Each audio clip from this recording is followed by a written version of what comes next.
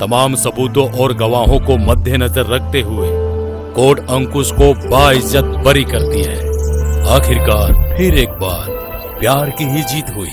साल भर कैसे बिना तुहरा बीतल, आखिर ये सोना मोहब्बत ही जीतल।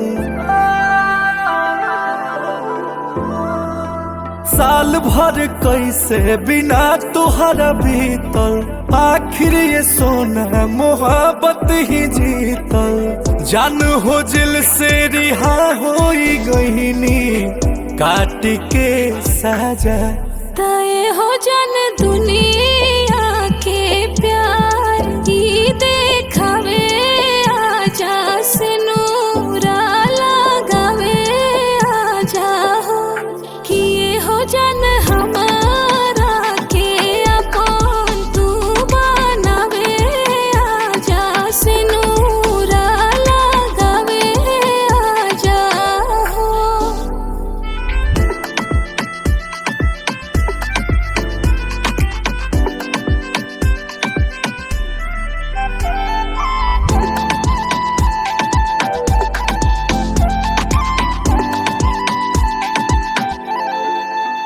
का फसाना भइल संगे काना भइल, जब से मुजरिमी तोहरो दीवाना भइल। जाने छोड़ो बात अब नहीं खेसाहत, देह सूखा पड़ल बाटे खो जाता साथ।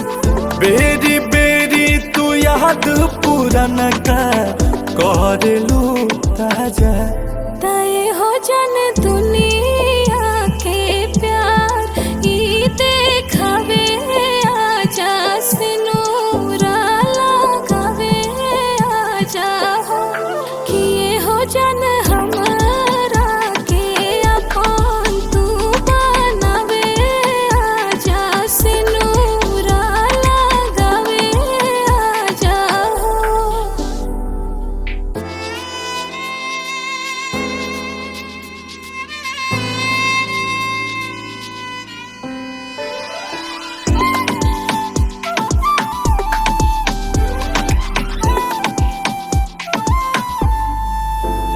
बड़ी तड़पाता हो, बड़ी तरसाता हो, दोनों अखिया बिना तुहरा बरसाता हो। नहीं मानेला मन धन करा मिलन, अंकुश आइबो ना ताज मर जाइब हम। तुहरा बिना जान जी नहीं पई है, बोस आ राजा तय हो जन दुनिया के प्यार ई देखावे, आजा से नूरा लगावे, आजा हो।